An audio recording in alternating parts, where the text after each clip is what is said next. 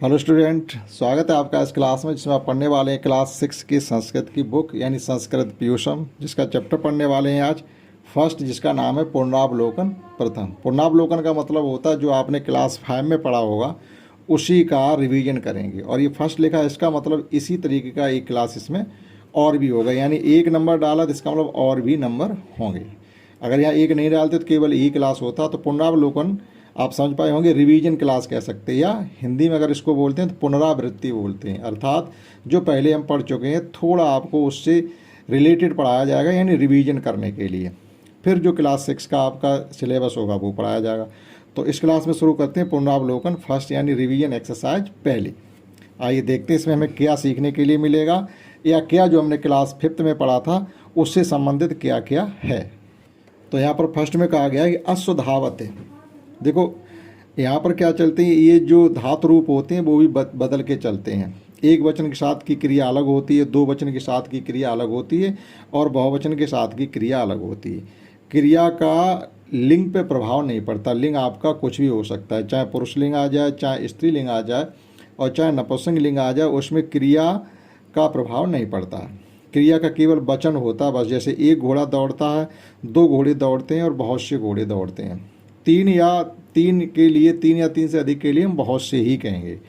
तो एक घोड़ा दौड़ता है इसके लिए कहेंगे, यहाँ प्रश्न किया गया पहले, क धावत, कौन दौड़ता है, तो इसको कहेंगे हम अश्व धावत, घोड़ा दौड़ता है। क कौ के, ये क्वेश्चन के शब्द हैं, प्रश्नवाचक शब्द है। इसे का कौन एक के लिए, कौ दो के लिए, और के बहुत के लिए। तो यहाँ कहा गया का धावत, कौन दौड़ता, तो कहेंगे अश्व धावत। फिर कौ धावता, देखो धावत धावता धावंत, ये आपके प्रथम पुरुष की क्रियाएं हैं। ठीक है, तो अब देखो इसी प्रकार से यहाँ लिखा था अश्व, अब यहाँ पर दो घोड़े लिखेंगे अश्व। यहाँ लिखा था हमने धावत, यहाँ कहेंगे धावता, और दो घोड़े दौड़ते हैं। इसी प्रकार से यहाँ पर के धावंत, कौन दौड़ते हैं, कौन सब दौड़ते हैं, इसकी हिंदी भी कह सकते हैं कौन सब दौड़ते हैं, कौन सब भागते हैं।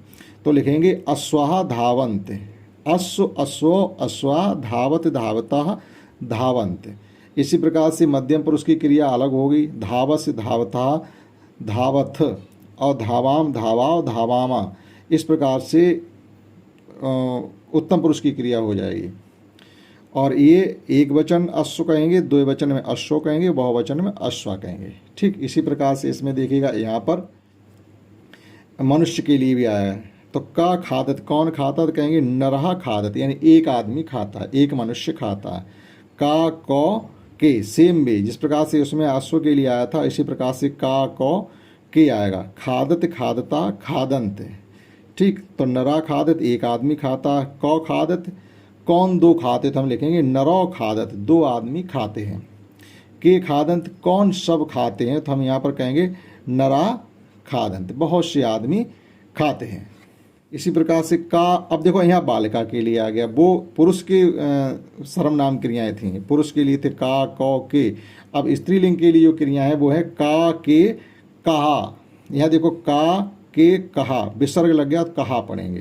का पठत, कौन पढ़ता है, यानी कौन पढ़ती है, तो हम लिखेंगे बालिका पठत, लड़की पढ़ती है। के पठता, कौन दो पढ़ते हैं या कौन दो पढ़ती हैं, तो लिखेंगे यहाँ पर बालिके पठता, पठत पठता पठंत। ठीक, ये प्रथम पुरुष की क्रियाएं हैं, तो वो इस प्रकार से लिखिए, प्रथम पुरुष एक वचन, प्रथम पुरुष दो वचन, और प्रथम पुरुष बहुवचन। प्रथम पुरुष एक वचन में पठत कहेंगे, प्रथम पुरुष दो वचन में पठता कहेंगे, और प्रथम पुरुष बहुवचन में पठंत कहेंगे। तो के पठता, बालिके पठता, का पठंत, कौन सब पढ़ती हैं, तो हम लिखेंगे बालिका पठंत, सब वे सब लड़कियां या लड़कियां पढ़ती हैं। केवल ये कह सकते हैं लड़कियां पढ़ती हैं, बहुत सी लड़कियां पढ़ती हैं। अगर हम ये कहेंगे बहुत सी लड़कियां पढ़ती हैं तो कभी केवल ये कह सकते हैं बालिका पठंत, या लड़कियां पढ़ती हैं तभी कह सकते हैं बालिका पठंत। देखो बकरी के लिए, तो बकरी भी स्त्रीलिंग में होता, तो उसके लिए भी जो लड़कियों के लिए का के कहा आया वही बकरी के लिए आएगा। बकरी को संस्कृत में अजा कहते हैं। का जलम पिबत, कौन जल पीता, तो कहेंगे अजा जलम पिबत। देखो पिबत एक वचन, प्रथम पुरुष एक वचन की क्रिया, पिबता एक प्रथम पुरुष दो वचन की क्रिया, और पिबंत प्रथम पुरुष बहुवचन की क्रिया है। तो का जलम पिबत, अजा जलम पिबत। के जलम पिबत, कौन दो जल पीती हैं, तो लिखेंगे अजय जलम पिबत। अजा, अजय, अजा। अजा यहाँ पर विसर्ग लग जाएगा तो बहुत सा बहुवचन के लिए हो जाएगा ये। तो के जलम पिबत, अजय जलम पिबत। दो बकरियां जल पीती हैं। का जलम पिबंत, कौन सब जल पीती हैं, तो यहाँ कहेंगे अजा जलम पिबंत। तो पिबत, पिबता, पिबंत, ये पीने की क्रिया है। प्रथम पुरुष प्रथम पुरुष एक वचन, प्रथम पुरुष दो वचन, प्रथम पुरुष बहुवचन। अब आपके पुरुषलिंग और स्त्रीलिंग और अभी आगे नपुंसकलिंग के लिए। तो नपुंसकलिंग के लिए क्वेश्चन मार्क होते हैं संस्कृत में, वो किम के कान होते हैं। किम के एक के लिए आएगा, के दो के लिए आएगा और कान बहुत के लिए आएगा। जैसे किम पतत, कौन गिरता है, तो कहेंगे फलम पतत, फल गिरता। तो एक फल देखो गिरता हुआ दिखाई दे रहा।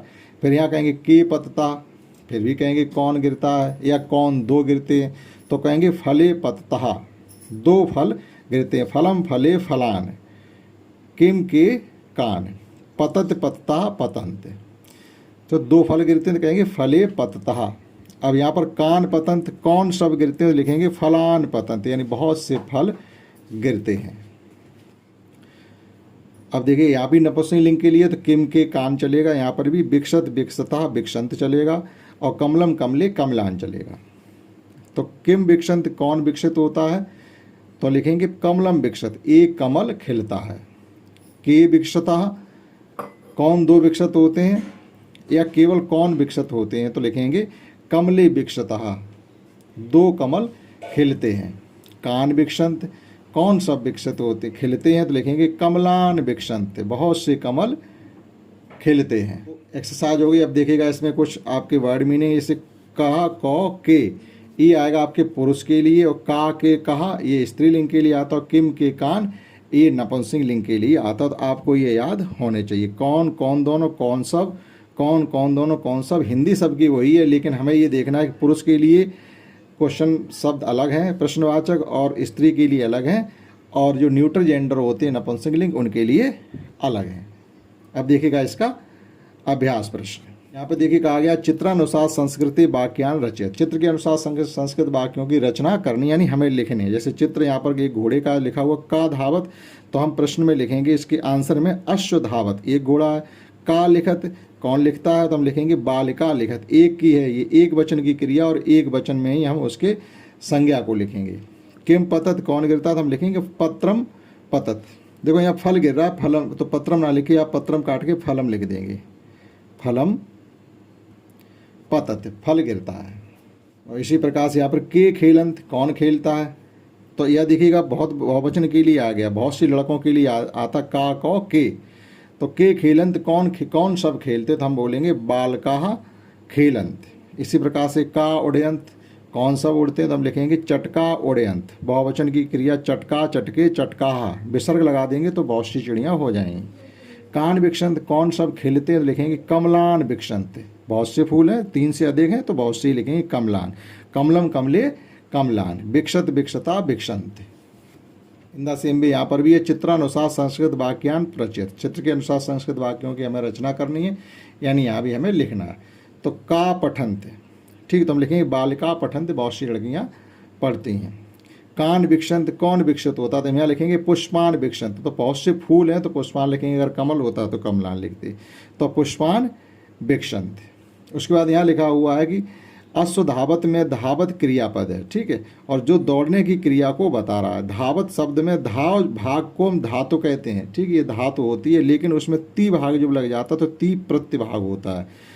तो आपकी धातु और प्रत्य मिलकर के एक क्रियापद बनाते हैं धावत, ठीक। प्रत्य हमेशा एक जैसा रहता, बदलता। अब देखिएगा यहाँ लिखा हुआ का गायंत, तो आप इसमें एक में लिखेंगे महिला गायत, गायत लिखेंगे, का गायत महिला गायत, एक सिंगल के लिए।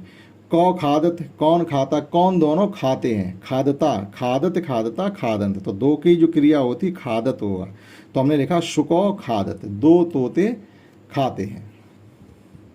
अब यहाँ पर हमें इनकी एक वचन दो वचन बहुवचन में लिखना, किसको, नर को नरा नरो नराहा, गज को गजाहा गजो गजाहा, मृग को मृगहा, मृगो, मृगहा, मतलब आ की मात्रा लगा के विसर्ग लगा देंगे तो बहुवचन बन जाएगा। ठीक।